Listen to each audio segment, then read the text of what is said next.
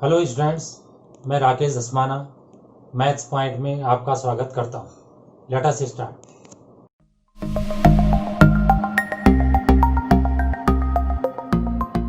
Questions on probability के अंतर्गत एक क्वेश्चन देखिए। A card from a pack of 52 cards is lost. From the remaining cards of the pack 2 cards are drawn and are found to be both diamonds. तो जो found to B लिखा रहता है वो कंडीशन होता है, ये नीचे लिखा जाएगा। Find the probability of the lost card being a diamond, ये ऊपर लिखा जाएगा। जिसकी प्रोबेबिलिटी निकालनी है वो ऊपर लिखा जाता है और जो कंडीशन है वो नीचे लिखा जाता है। तो आप यहाँ पे देख रहे होंगे कि ए नीचे लिखा है और E1 ऊपर लिखा है। ए क्या है? Event that 2 cards drawn are diamond, ये are found to be both diamond, ये कंडीशन नीचे लिखी जाती है। और E1 क्या है? E1 event that lost card is diamond, तो ये इसमें लिखा है। Find the probability of the lost card being a diamond, तो आप समझ गए होंगे। और जो दूसरी घटना है, अगर डायमंड नहीं है तो क्या होगा? कुछ और होगा, तो वो E2 है।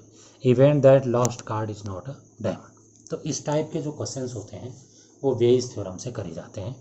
Therefore by Bayes theorem we have, तो इसको मैंने बता दिया है, फिर भी मैं एक बार फिर कह देता हूँ। इसको पढ़ेंगे probability of E1 when A is condition. इसका मतलब इस बात की प्रोबेबिलिटी निकालनी है कि जो लॉस्ट कार्ड है वो डायमंड है, और कंडीशन ये है कि event that 2 cards drawn are diamond. तो बेस थ्योरम में क्या करते हैं कि जो यहाँ पे लिखा रहता है उसका उल्टा यहाँ पे लिख लेते हैं। E1 अब्लिक है तो यहाँ A अब्लिक E1, जो यहाँ नीचे होता है उसे ऊपर लिख देते हैं। जैसा ये होता है वैसे ही यहाँ लिख देते हैं, और इस प्रकार की जितनी घटनाएं होती हैं उतने और लिख देते हैं नीचे। तो E1 E2 दो ही घटनाएं, इसलिए एक और लिख देंगे। जहाँ जहाँ E1 है वहाँ वहाँ E2 लिख दिया। इसका मतलब ऊपर आता है फेवरेबल केसेस, नीचे आता है टोटल केसेस।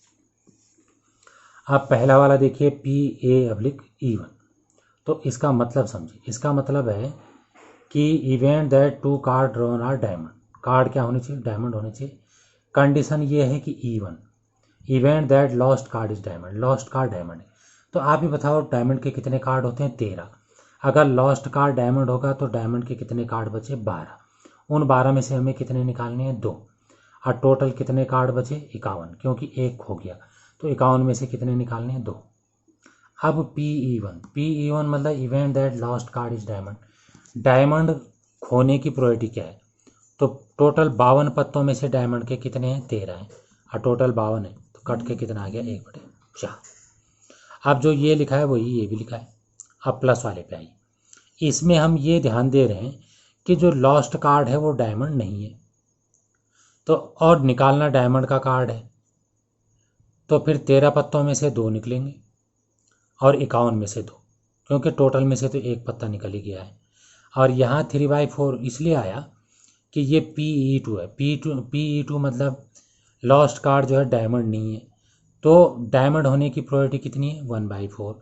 तो डायमंड ना होने की कितनी होगी? 1 - 1/4, तो कितना आ जाएगा? 3/4। सॉल्व करके 11/50 आ जाएगा। बाकी सॉल्व करना आपको आता होगा। NCR होता है n factorial upon r factorial n - r factorial, इस तरीके से आप सॉल्व कर सकते हैं। अगला question, probability that A speaks truth in 4/5। A coin is tossed. A reports that head appears.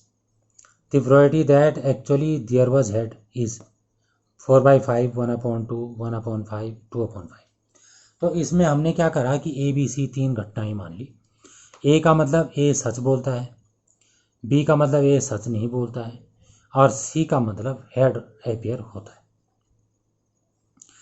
Therefore by Bayes theorem, तो इस बात पे आ जाइए, क्वेश्चन को समझिए। A reports that head appears,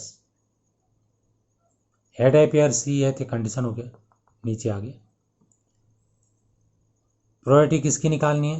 the probability that actually there was head. A reports that head appears, the probability that actually there was head। Actually head है वो C है, कंडीशन है, और A ने रिपोर्ट करा कि ये हेड है, इसकी हमने प्रोबेबिलिटी निकालनी है। तो जो भी है, बेइस थ्योरम में इसका उल्टा यहाँ पे लिखते हैं, फिर जो नीचे होता है उसे ऊपर लिखते हैं, इसके जैसे नीचे लिखते हैं और इसके जैसे और जितने होते हैं वो सब लिख देते हैं नीचे। तो ए के बदले बी आ गया। अब सबसे पहले सी अब्लिक ए को देखिए। सी क्या है? हेड है पेयर। और ए क्या है? उसने सच बोला। तो इसकी प्रोबेबिलिटी कितनी आई?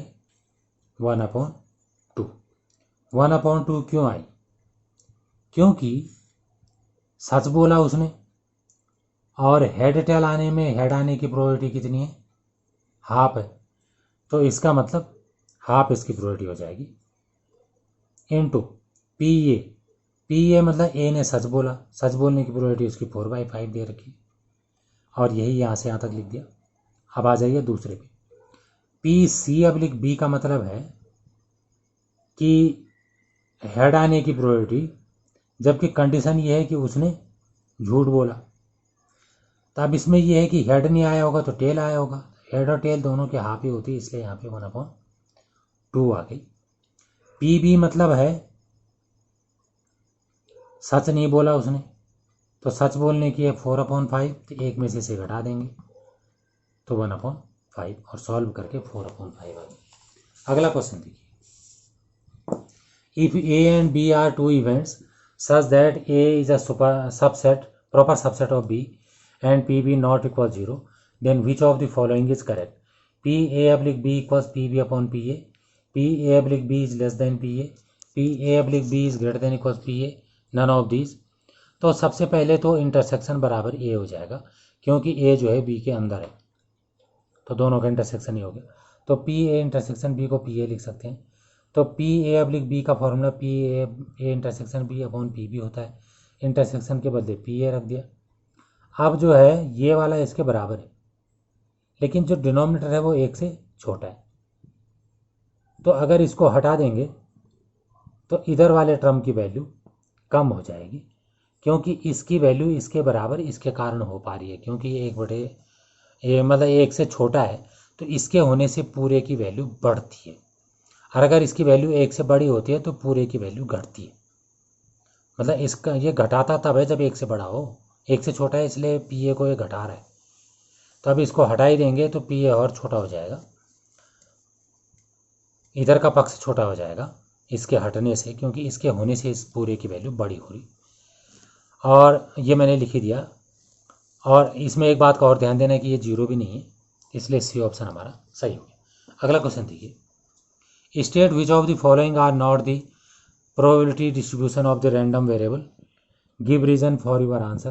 काफ़ी अच्छा क्वेश्चन है, एलिमेंट्री क्वेश्चन है। एक्स दे रखा है random variable 0, 1, 2, probability 0.4, 0.4, 0.2, X 0, 1, 2, 3, 4, probability 0.1, 0.5, 0.2, -0.1, 0.3। Y दे रखा है रैंडम वेरिएबल -1, 0, 1, प्रोबेबिलिटी दे रखी है 0.6, 0.1, 0.2। Z random variable 3, 2, 1, 0, -1, probability 0.3, 0.2, 0.4, 0.1, 0.05। सबसे जो फर्स्ट पार्ट है उसमें हमने सिग्मा पी एक्स निकाल दिया, सबको जोड़ दिया, जोड़ के 1 आ गया, तो इसका मतलब प्रोबेबिलिटी डिस्ट्रीब्यूशन है, पहला सही आ गया। सेकंड वाले में क्या है कि 3 वाले की प्रोबेबिलिटी नेगेटिव है, जो कि नहीं होनी चाहिए, इसलिए प्रोबेबिलिटी डिस्ट्रीब्यूशन नहीं है। थर्ड वाले में देखिए प्रोबेबिलिटी सबकी ऐड करी, 0.9 आया, जो कि 1 नहीं आया, इसका मतलब प्रोबेबिलिटी डिस्ट्रीब्यूशन नहीं है। फोर्थ वाले में देखिए सबकी प्रोबेबिलिटी जोड़ दी, 1 से ज़्यादा आ गया, 1 नहीं आ पाया, तो इसलिए ये भी गलत है। तो आपने क्या देखा, प्रोबेबिलिटी डिस्ट्रीब्यूशन में एक तो सबकी प्रोबेबिलिटी 0 और 1 के बीच होनी चाहिए, 0 और 1 भी हो सकती है, और दूसरा जोड़ के 1 से बड़ा नहीं होना चाहिए। और किसी की प्रोबेबिलिटी वो तो बता ही दिया, 0 और 1 के बीच, और 0 मतलब प्रोबेबिलिटी जो है 0 और इसके बीच ही होनी चाहिए, और जोड़ के 1 आना चाहिए। अगर 1 की प्रोबेबिलिटी 1 हो गई तो बाकी सबकी 0 होनी पड़ेगी। थैंक्स।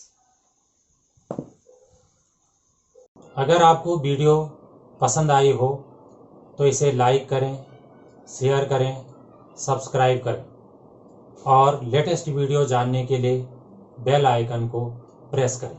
और अगर आपका कोई डाउट हो तो फीडबैक में मुझे शेयर करें। थैंक्स।